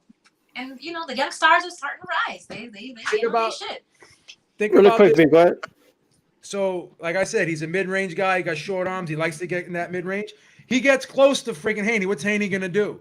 He's gonna lock Get him beat up. up. He's gonna lock him up, baby. He's gonna lock him up like Shawshank, man. He's gonna All right. go so freaking climb and he's getting But locked up. let's see Man, what Haney. I'm a root Haney. Oh, I'm a root Haney. I'm rooting for the American, but he ain't gonna win. all right. Haney's better. Hey, Haney could box better than Wilder. I'll give him that. He's better than Wilder. Pound for Let's go pound. ahead and man, you went on a limb with that one, Coach. But Calix, talk to us next year. Assuming the fight happens, who are you favoring right now? Before I give my prediction, I want to say I have all due respect for both of these fighters because they're both the anti-tank and Ryans. They care about the belts. They go for the belts. They campaign in a single weight class instead of saying, no, I'm 140, no, I'm 135, no, just to stay away from other people, catch weight 136, all that good stuff. But here's the issue Haney's going to have in this fight, and I like Haney. He's not going to be able to jab and hold Lomachenko to death like he did Camboso. Do you know how many power shots? You know how many power shots that Haney landed in the first fight with Cambosos? Less than He ain't got 7. no power shots. You can't have power shots. He wasn't even using his right hand in those Let me get my fights. charge. I went back and looked at the fights. He's using the up jab, and he's strictly using the right hand as a defensive mechanism. And the offensive mechanism is here. And then every time Cambosos got mid-range, he either got countered or he got hugged. But if you go back and you look at the Linares fights and the JoJo Diaz fight, both of those fights, Haney was actually trading because Diaz and Linares both times were not allowing themselves as the fight went on to be clinched. And Lomachenko is not going to allow himself to be clinched consistently against Devin Haney. And Devin Haney is going to start trading with Lomachenko at points. And if he does, those things are going to get ugly. Those trades are going to get ugly. But I do like Haney. But I just think Lomachenko, I'd say 55-45 over Haney. Haney's issues are going to be at 140 because the power is going to come into play. You got to be able to use your right hand fighting bigger fighters who are aggressive and physical like the guys at 140. That's going to be where his issues are. But the one guy I think could beat him at 135 is Lomachenko because he's not going to allow himself to be hugged. Haney's kryptonite's going to be Shakur Stevenson, in my opinion. Oh, Yeah, that's going to be Where's interesting. that But dude? That's my guy. Yeah. Now we got to proceed. I want to go on to this next topic here. I mean, we're all just clamoring for this fight now. Granted, last I checked, the fight's being reviewed, and we don't even know the fight's going to happen, and all this other stuff. But let's start with you, Christine. Give us your prediction: Jake Paul versus Anderson Silva. Who wins, and what's your excitement level? 0 to 10. 0, not excited at all. 10, the most excited you ever been. So first of all, is it even going to happen? Like, I know the commission is looking at it. They want to see if Silva's okay to even proceed, whatever. Is it going to happen? I don't know. What would y'all rate watching paint dry? Like a 2. Okay. Well, then my excitement level is probably about a 2. Okay. All right. Calix, who wins this fight, in your opinion, and what's your excitement level? Negative 80,000. And are your MMA friends? Are your MMA friends looking forward to this fight because of Anderson Silva? Nobody I know is talking about it. Not even the MMA fans in my neighborhood are excited. None of them are talking about it. So no, I mean, the way whatever they had today, press conference, whatever it is, was empty. Apparently the ticket sales aren't going well. They're starting to paper. And I don't think the pay-per-views are going to do well. I think people are kind of bored with what's going on with Jake Paul. So, no, but I am intrigued by, and I know Beeb will know this, the betting odds have been moving from even odds earlier in the week or close to it to now it's 2-1 favorite for Jake Paul. So I wonder what's pushing that line that way. Does somebody have some sort of insider information? What's going on? But, you know, I don't know. I would say Jake Paul has to they have to have him win, right, to keep this thing going. So I'm guessing that's what's going to happen. I don't know. Okay, all right. Joe, who do you think's going to win this fight? Let's just assume it's going to happen. Who do you think's going to win this fight? And what's your excitement level? 0 to 10. My excitement level is a 25 because I haven't watched boxing. Whoa. For a whole week, and I'm jonesing for it right now. So anything is better than nothing, right? No, but I'm kind of intrigued with this fight, and I'll tell you why. I think even though Anderson Silva is 47 years old, I think Jake Paul is kind of in awe of Anderson Silva. You know, and he keeps – whenever a fighter keeps saying like, oh, he's not going to make me – he's not going to be able to do this to me. He's not going to make me look like that. He's not going to make me look like that. Well, maybe he like I think he's worried about being made to look stupid in this fight, right? And because of that, he may not be as aggressive because he doesn't want to get sucked into a trap. Like he's watching film, you could see like the all access, and he's like, oh, he won't be able to do that to me. He won't be able to do that to me. Okay, well then you're gonna have to fight outside yourself if he's not gonna be able to do that to you, because you're gonna have to be less aggressive. If you're gonna fight in a way where you're afraid to be sucked into a trap, then what are you gonna do? You're gonna become less aggressive.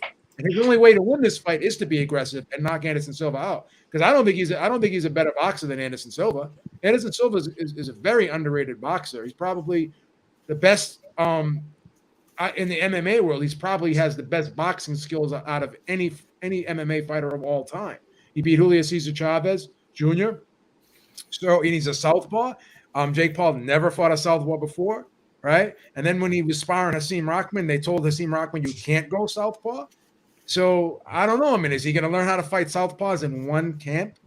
So I think Anderson Silva may embarrass Jake Paul in this fight. Oh wow, okay. You mean what's your excitement level? 0 to 10. Who do you think's going to win? Yeah, it's a negative 3,000. I'm even upset that we even talking about this on this. That we even answering this question. This is even a question on here. This is a phenomenal fight. No, I'm sorry. I mean, Jake Paul's gonna win this fight. 47 years old. I mean, I know Anderson Silva is, a great athlete, but at 47, if you're an MMA fighter, you have way more wear and tear on your body than a regular boxer. They're getting kneed and kicked and all over you. And at 47, you taking all, it's a lot more wear and tear on his body. So, he's doing him a solid by giving him this fight, giving him a nice check or whatever. But I'm not excited about it. So I just hope he doesn't get hurt. That's just the only thing. Yeah. If it happens, if it even happens. I'm just wondering why that line because it moved again. I wonder if that's sharp money. I don't know if Beeb can. They're trying to get two-way. They're trying to get two-way action, Calix. It's minus 220 now, and then the over/under 6.5 rounds. I thought it'd be lower than that. They're trying to get two-way action here. They're trying to get they're trying to pull everyone in here right now. Trying to get everyone everyone jumping in the pot right now. That's what they want everyone to do. I got my excitement level. I would say it's about a 4,000, like a 4 out of 10. That's high. 4,000, right? And then I'll get like I think Anderson's gonna win. Like that's what I think. I don't. Jake Paul's never been in there. Like, it's gonna sound crazy to people that are huge Jake Paul fans, but Jake Paul's never fought someone with competent boxing skills ever. He's never done it. A basketball player doesn't count. A gamer doesn't count. Okay, a wrestler in MMA that is not a good striker doesn't count. 2 of them actually, it doesn't count. This man's almost 50 years old, and like he's almost 50, but he beat. Wear and tear. He's 53. Look at the right hand still coming off like a trip hammer. No, I've actually met him in person, and he walks like he's in pain. Oh wow! So he has a lot of. He can still throw the right hand. He has a lot of wear and tear on his body. You know, it's just. Yeah, but he beat Chavez Jr. last year. I mean, come on. Wow. Who we talking? Who we talking about? So did you? I can be Chavez if I train right. Chavez Jr. is a Hall of Famer's son. I can be him if I train. If you give me a whole camp, I can probably be him. So come on. Yeah. But he's a Hall of Famer's son. Doesn't that count for anything? Oh man, that's Chavez Jr. gassed after the second round of that fight. Exactly. It was embarrassing. Exactly. I don't think he trained, but he still beat him though. Like beat him. You know. Took him to school. He probably had like an all-out coke party the night before. He didn't give a shit about that. He quit on the school again. Yeah. These pretty pebbles. Yeah. Let's talk about Conor Benn, right? Let's talk about Conor Benn. Let's talk about he basically gave up his license for whatever reason. Obviously, we kind of know why, right? Joe, let's start with you. Well, what do you make of this? What do you make of Eddie Hearn is still doing the rounds, so trying to defend him? It's not. Eddie Hearn has a fighter right now trying to get VADA testing, and you got this dude still doing the round. So what do you make of it? Well, like I said, I'm not here to shit on Conor Benn. I don't kick people when they're down, but it is what it is. It's not a good look. It's not a good look. This whole thing about contamination, like I don't know what, like Eddie's like, well, people don't know what's going on. They don't know the signs. They don't know this. Well, Eddie Hearn is saying a lot of things that shows me that he doesn't know the science, because I mean the odds of testing positive for that, like contamination, where that would not be in any, like, or if you told me it was a stimulant and someone bought like a fat burner or something and it was freaking ephedra in there by a pseudoephedrine and they didn't know about it. Yeah, I could see something like that, but I don't know. Eddie seems to be reaching and no one's really, like, he's saying, oh, everyone's like going at Conor Benn. No, they're really not going at Conor Benn. They're going at you because of your hypocrisy. You're the first guy every time someone tested positive to shit on that person. You were the first you were the first guy to say, well, even if it's by mistake or not, if it's inadvertent or not, a fighter is responsible for what they put in their body. So they have to deal with the repercussions. You're the one that said all these things, right? So, you can't have it both ways. So no, everyone is not jumping all over him. They're jumping on you. And here's the thing too. Everyone's like Eddie's saying, like, everyone's like saying that Conor is guilty and they're not willing to give him the benefit of the doubt and this and that. But Eddie Hearn is like so adamant about like how he's innocent.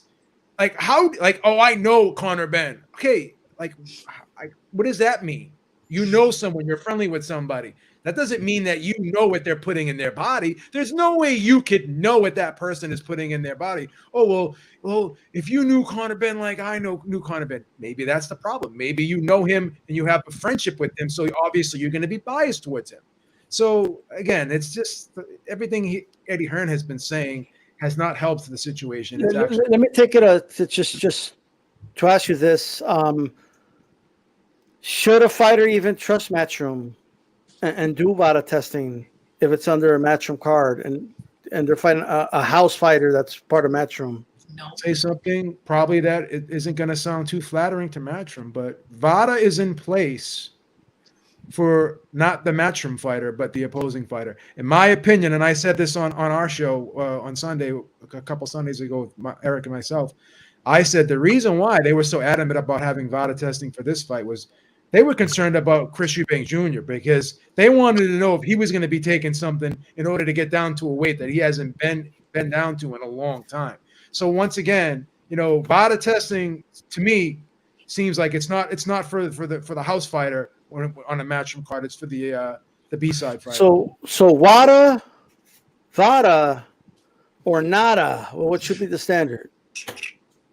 Well, the problem with VADA is, they have the different policies. Like they have a policy about the stimulants where they don't think that stimulants should be allowed at any point in time during the year for a fighter. I disagree with that because stimulants are in and out of your system so quickly. And, unless you're taking the stimulant right before the fight, you're not really going to get a benefit from it. And then someone could be like, oh, well, you're getting the benefit in training. Yeah, but it's short-lived. And once you take the stimulant away, then automatically you're not gonna have that benefit anymore. So, yeah, I mean, I think the problem with VADA is they're not on, they don't follow the same protocol as WADA and USADA and UCAD. So until you can have uniformity, I think you're always going to have that confusion when VADA's involved because you're going to have them. But in this case, it didn't matter because the substance was banned by WADA,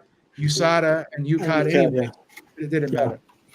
Good points. Okay, Nika, well, what do you make of Conor Benn relinquishing his license? And what do you think? What do you make of it? Because Eddie Hearn is still doing the rounds and shit. Just what are your thoughts on it? Well, I see Habib said he was not going to kick a fighter when he's down, but I am because he put himself in that position. So, this is a different, situation. He put himself there, so I'm going to kick him while he's down. He knew exactly what he was doing. Contamination story is a complete crock of bullshit. Relinquishing his license was him just quitting before he got fired from there, and he knows that he can fight somewhere else out of the UK, so it's like this is just kind of like a little slap on the hand because if you can just relinquish your license there but still fight somewhere else, what is the point of even having these testing? I mean, you can just finagle your way around to still have a fight somewhere else. It doesn't make any sense to me. So, and Eddie Hearn is just trying to save face because he's preached so much about dirty fighters and this and that, and now your guys Pop Dirty, who was a walking billboard for steroids. I mean, come on, like whoever didn't know this guy was a steroid, come on, like it's classic steroid body to me, in my opinion. His neck got so huge. On. Yeah, so his neck. I don't feel bad for him. He put himself in this position, and these guys go in the ring and you can possibly die in the ring, and you over here trying to get another advantage over a fighter. I'm not okay with it. So I don't feel bad for him. I think he should like the other licenses wherever he is able to fight should have some type of suspension time as well. I don't think he should just be able to go somewhere else and fight right now. It's crazy. Yeah, those are all fair points. I mean, most people hold your viewpoint. Calix, what do you think, brother? You know what I think, Beeb? I think free my boy Conor Benn. Free him. I think someone sprinkled in when he was eating. You remember when Jordan had the flu game? But really what happened was before game 2 in Utah, somebody delivered him some tainted pizza and he got food poisoning. I think that's what happened here with Conor Benn. I think somebody sprinkled in some. Boxer can't eat pizza. No, I think somebody sprinkled. He might have been eating a salad, but somebody sprinkled in some female infertility drugs, onto his salad, and he ate them, and it came back Man. minimal, female infertility drugs. But no, look, in all seriousness, Was it Conor? Was it the other Conor? Because it's just what's his name? Conor McGregor. They both built it like it. They're both on the juice. Like, come on. right. But in all seriousness, to me, what this is a charade, what they're doing right now. And the reason I sort of get frustrated with it, and I say, just let's move on with this, is they haven't done this with other fighters before this. Like, there's no precedent of us as a boxing world coming down hard on a fighter after he failed the drug test the way people are right now. Look, tainted meat with Canelo, and I like Canelo. I don't care, but he's able to fight on. Oscar Valdez, about to fight again, another big fight. He was popped.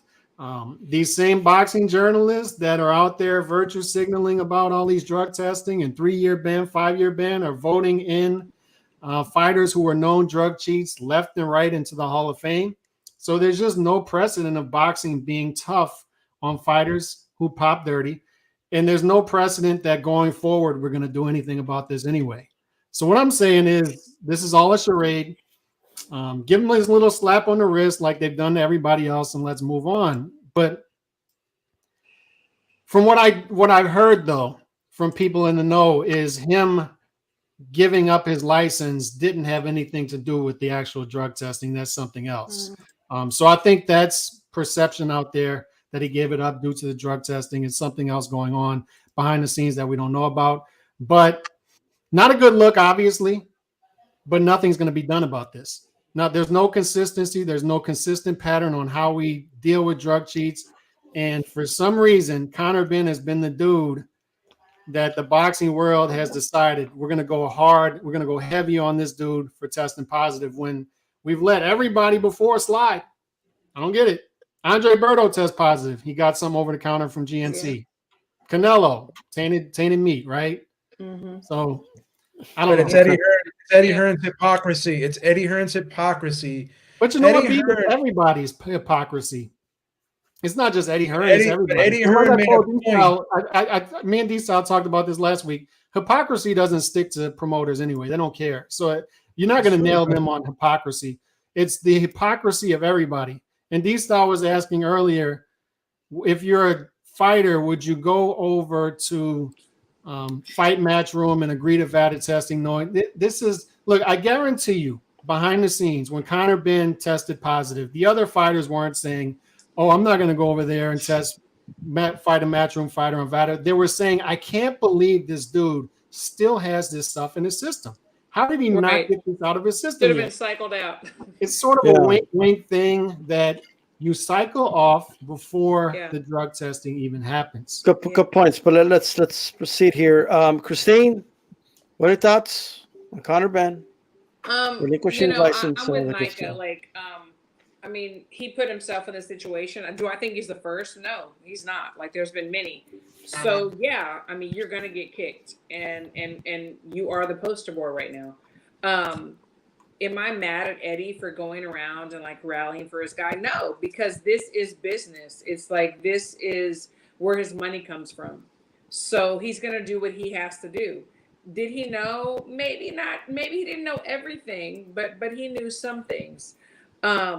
Is this new? Absolutely not. It's new. It's not absolutely like it's not. But I think that people are starting to pay more attention. And as far as drug testing, there has to be a standard worldwide.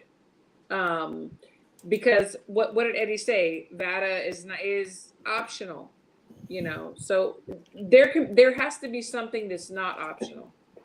And like Calix was saying, most of these guys, they do it, but then they cycle off before the weigh-ins, before the testing, before everything.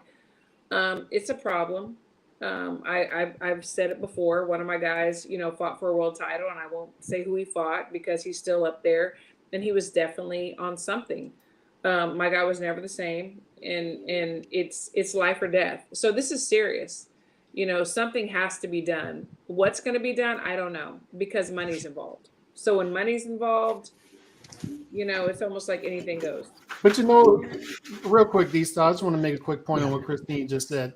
The issue that I have with the system that's going on right now, and people misinterpret what I'm saying all the time when I talk about this. It's almost as if you drop the drug testing altogether, you get more equality across the board, because the system that's in place right now benefits the richer fighters at the top, because they can hire the mad scientists to get around this drug testing and still take this stuff, while the poorer fighters, and we know how boxing is, it's the haves and have-nots. It's the minus D-style, we talk about all the time, the minus 5,000 favorites, the mismatches. And the B-side fighter doesn't have the advantage, doesn't have the money to hire these guys that are going to get them around the drug tests, while the top fighters do. And it's, to me, it's likely creating a bigger disadvantage, the system currently in place with the drug testing. Real quick, Christine, so I could cook, but go ahead. Okay, I was just going to say real quick with that being said, so if we drop it all together and these richer per se boxers are fighting these B-side fighters that are trying to come up and trying to make it, and the richer A side, they have this drug or whatever, I mean, B side will never have a chance. Like there's not going to be a chance, and they could possibly die in the ring. I mean, my guy was up and coming, a top prospect, and he never fought again. Like he was never the same. Like I can't even get into everything that he suffered, and he was clean, natural, talented, strong. So there has to be something. We just have to enforce it. Yeah. Here's all I want, and I think, because I hear every side, and a lot of it makes sense, and I find myself nodding my head when each side makes a point. Like here's what I'll say: I want uniformity. That's it, and I want it across the board. That's what I want, right? So what do we want? Because if the WADA standard isn't good enough, then let's get rid of the WADA standard and it just go all VADA then, right? And if it is good enough, then why isn't that just the standard? WADA is good enough for the Olympics. WADA is good enough for a bunch of other sports.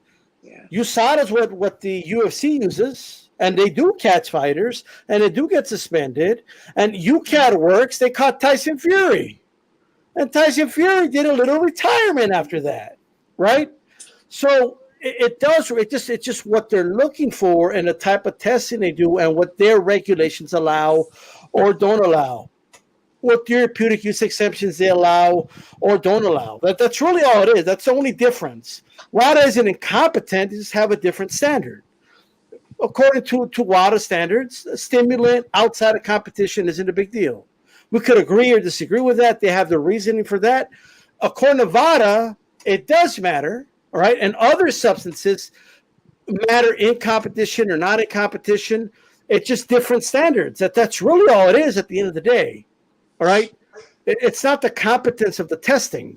So all I know is that we just need something consistent across the board. Matchroom has proven to me that they're not reliable and they're not fair when it comes across the board. They have a different standard for their fighters than other fighters. Eddie Hearn has proven that, and that's a bunch of horseshit, okay? You can't hold the fight. Because let me tell you something. If Conor Benn's opponent, Eubank, if Eubank would have been the one that got caught, all right, Eddie Hearn ain't going to bat for Eubank. Okay, he'll be the first one calling him a cheater and he cheated. This is why VADA's the shit, because VADA's where it's at. And that's why we hired VADA to catch a cheater like him. And I don't want to hear nothing. I don't want to hear about no UCAD, and I don't want to hear about no, the British Boxing Board of Commissions. I don't want to hear nothing, because that's all that matters. And I got Eddie Hearn on tape saying that. He's got two different standards. That's just the fucking truth. All right? And the people talking about cycling in and out. Right? Cycling in and out, right? Okay, cool. I find it very interesting that when Susie Ramadan was requesting testing from Sugar Neeks, all right, she was told, no, we're not going to do any testing at all, by the way, that I know of, no testing at all. And when she lost it, she said, I think she's on some shit. Blonde Bomber was the first one on social media. Oh, you're a sore loser. How can you say that? How can you say that shit? Well, That shit's like that. And now you want testing. And by the way, the fight with Shannon O'Connell, that's just been in talks since July. So July, all right? Because I don't know what the fuck you were cycling out, because all of a sudden you want VADA. I don't know where you want VADA. How do I know you didn't cycle off some shit already? You want VADA now? So, like, instead of trying to get an exemption for another opponent, maybe you should have been asking for VADA testing to begin with. You weren't asking for no VADA testing. And I've been looking. Did she do VADA testing against Cecilia Roman? I can't find any paperwork about that. They put all their fighters on the website. I can't find it. Doesn't mean it didn't happen. I'm just saying I don't see it on there, right? And you're the Matchroom fighter. Why should anybody trust Matchroom? Why should anybody trust Matchroom at this point? When it comes to VADA testing, this clip out. You have to cut this clip out and post it on Twitter so I can retweet it because you are activated. You can't call Susan Ramadan a sore loser because she wanted testing and didn't get it. But even though in your fight you do have testing, it's called UCAT. And I don't want to hear UCAT didn't catch somebody, they caught Fury's ass. All right? Beeb, who caught Fury? UCAT. And what did Fury do after that? Retired. Because he knew he was under investigation. And I love Fury to death, but I can't. I mean, it is what it is. You conveniently walked away after you popped positive, and after the IBF stripped you, and you were under investigation. So you were going to face some type of suspension while you were under investigation, regardless. So you can. You want the fight? You want the fight in the UK? UCAT. The WADA version of it's going to do the testing. That's just the way it works, okay? Okay, they're not going to do, like, you're the house fighter. Matchroom did the fight. Why wasn't it in the contract? This reminds me of when Andre Ward was going to fight Edwin Rodriguez, and then all of a sudden Edwin Rodriguez was like, oh, well, why don't we do VADA testing? And Andre Ward's like, dude, we already agreed to the fight. We're already going to fight, and then you want to throw this monkey wrench out here? I don't know about that. It's whatever to me, man. Like, all I know is you got to stick to one or the other. It's WADA, VADA. Just pick one, all right? Yeah. Pick one, and I want everybody to just follow that across the board. And if there's guys that cycle off, and I don't know about all that. All I know is that, I'm just saying. Yeah. For sure. I've never seen him so activated. You're a sore loser, Susie. How can he say that about your Nick, Susie? He gets like this. He gets like this a lot. Oh my God. The Modelo's kicking in. Susie! You sore loser, Susie! Like, shut up. All right, let's check this out. Well, one more topic. Make it good. Topic. BLK Prime. They secured a deal with Crawford. They just signed Adrian Broner. Apparently, Blue Blood is involved with this. Blue Blood, baby. I mean, it's just crazy. So Blue Blood, I don't know to what extent he's involved with them, but he's involved with them. They got Crawford. They got Broner. Apparently, they're signing some other fighters. They're going to do the Venetian fight in an app no one's ever heard about, by the way. I never heard of this app. Nika, what are your thoughts on this? I mean, I'm curious to see how this is all going to map out like everybody else, because, it's funny to see how people's reaction has changed. When they first came out with they were going to put on a fight for Crawford, everybody was like, fuck this app, this and that. And then when Adrian Broner kind of was thrown in the mix, and I was like, oh, let me see what they're talking about now. It's like, so you kind of just see the hate that people have for certain fighters because I don't know, but I don't know where this money's coming from. I'm pretty sure that, they're offering them good money there because they are. I heard like in the next 2 weeks there's going to be other big name fighters that are being signed to this BLK Prime. So I'm curious to see who those names are. I'm thinking one of them is probably going to be Boo Boo, Andrade Boo Boo. Probably some people from,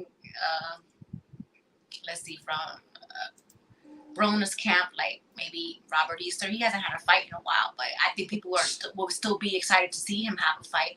You know, so there's gonna be some other names. So I'm just curious to see how this is all gonna roll out, because I think the first fight with Crawford is gonna set the standard of what we're gonna see coming forward, you know, moving forward, and if he's gonna get paid, and you know, like if so, that's a big thing, because obviously that's why he took this fight, because he was getting a nice guaranteed paycheck from them. So it's interesting. $10 million. And I'm not mad that he took it. I'm not mad that he took it, because I'm not mad he at you.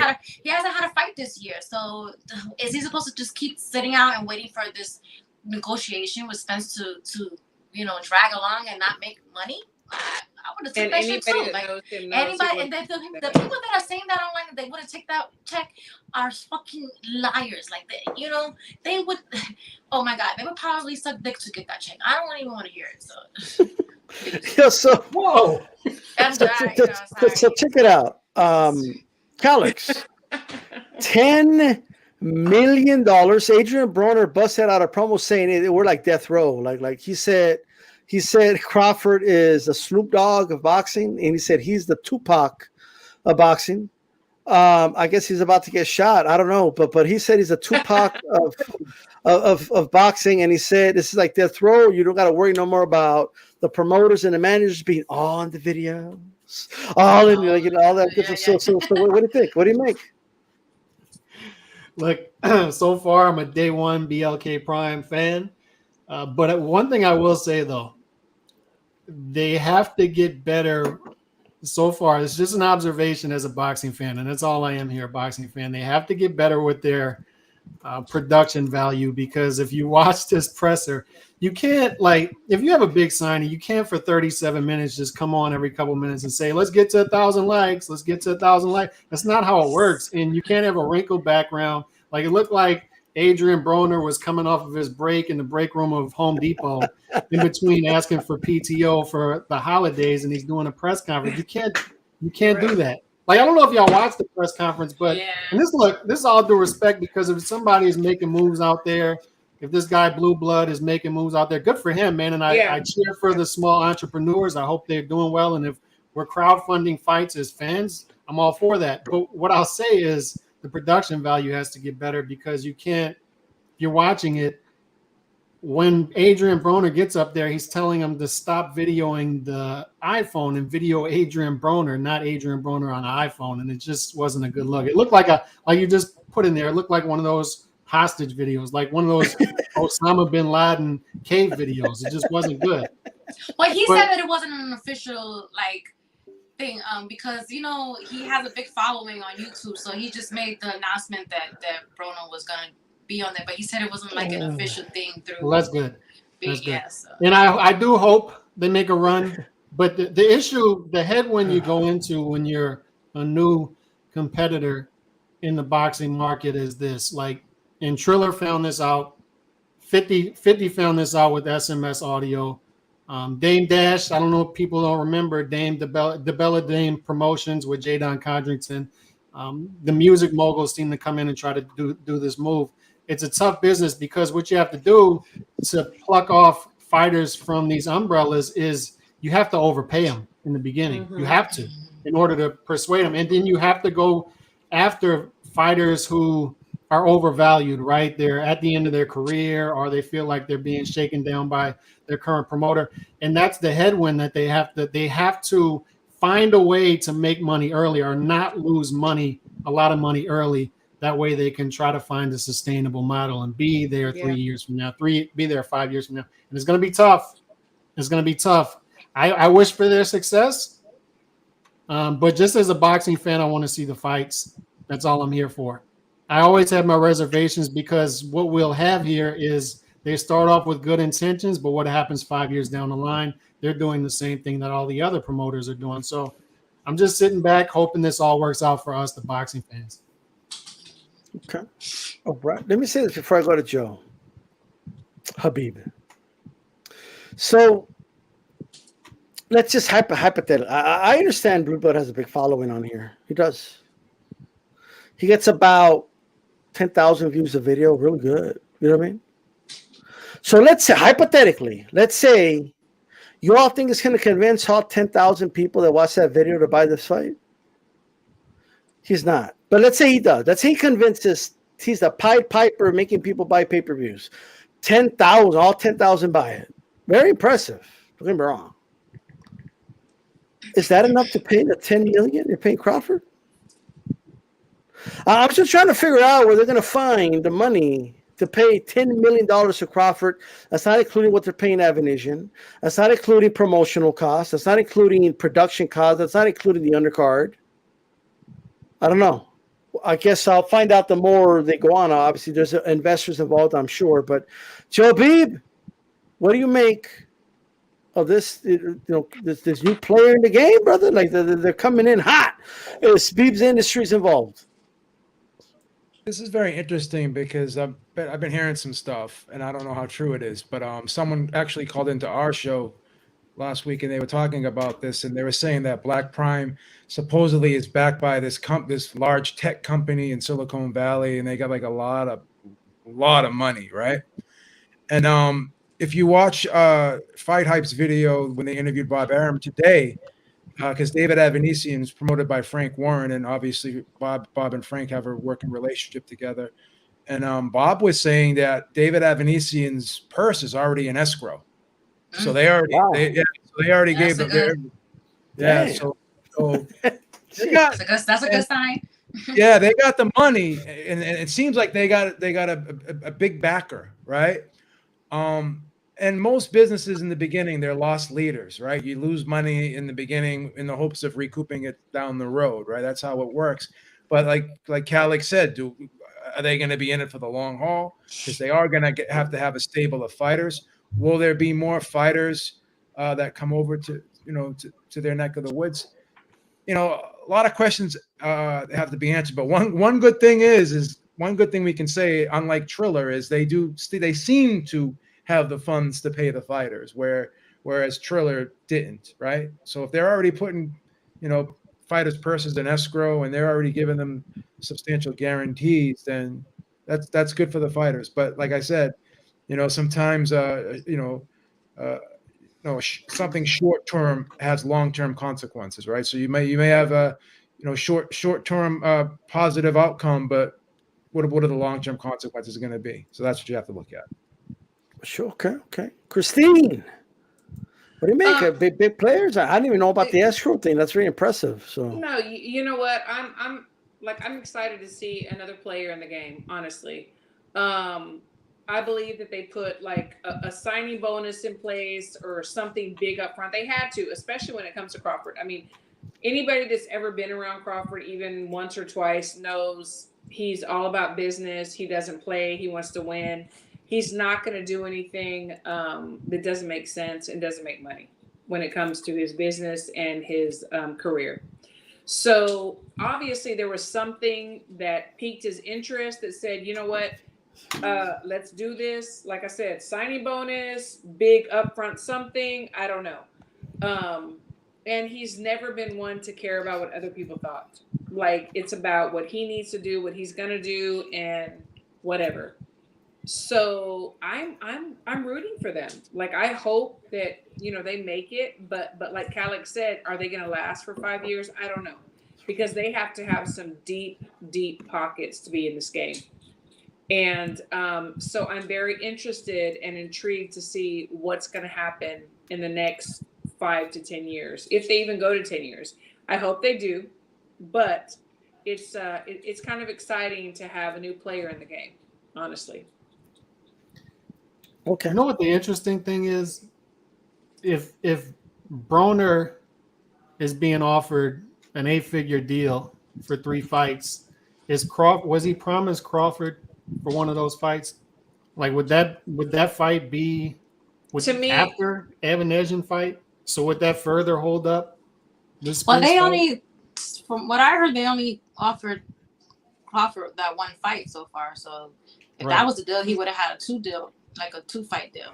But I could see, if money talks, bullshit walks, and to be AB, like, oh my God, like it's a resurrection, and good for him. You know, But who are his opponents going to be to make that money? Because Broner's last couple of fights did not do good viewership.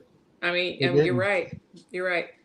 I think Well. he gets more action at the press conference, you know, than anything in the weigh-ins. But you know, obviously they see something or they know something we don't know. Maybe I don't know, but I don't know. I'm very interested to see how this is going to all play out. I am. I don't know. I seen and I'm talking about big players with a lot of money. Like Rock Nation came in with a lot of money, didn't last. Mm-hmm. You know what I mean? Like so I'm just wondering if this is a long haul thing or what. I don't know. It's hard to kind of envision. I need to see how the production value is. I would have loved to have seen them make like a smaller fight, just get a feel out of them, you know, but I think don't for know. outsiders, they don't realize the game, the boxing game. They think, you know, it's so easy. I just don't think that Even the zone has, the zone has people with deep pockets. You know what I mean? And when they started, the production was terrible. The camera angles were horrible. Just everything. It looked disorganized. They got in, you know, they're not perfect right now, but they're a lot better than they used to be. Yeah, and I don't know. This is going to be a Terrence Crawford fight, your first fight out. But for Terrence, it's like, whatever. Give me my money. I'll do what I got to do. Bye. They came out swinging with a big name. Yeah, they did. Look, 10 million is a lot of money. So, I mean, I don't blame him for taking it. And if he's got an escrow, good for him. Yeah, for sure. You know, I have an Asian. Do what you got to do. Get your 10 mil. Right. And if you're done with them, you're done with them. You know what I mean? So yeah, and if they win or lose, if they succeed or not, well, they've got their money and they're out. Yeah, absolutely. Before we go, Christine, so what's going on with you and Manscaped and all that? What's going on?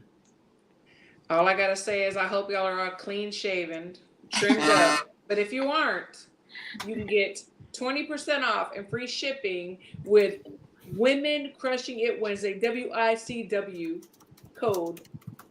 Put it in there. Order your stuff. Make your women happy. You know, everybody, happy wife, happy life. That's at manscaped.com. Manscaped.com. Manscaped.com. There you go. So Women Crushing It Wednesday is the code, 20% off, free shipping. Cal's already cracking his knuckles, so there you go. All right. I got you. Yeah. With that said, I want to thank everybody that tuned in. Shout out to Coach. I think he had some technical difficulties there, but this is D-Style Boxing. Check you guys out on the next one. Peace out. Good night. Peace.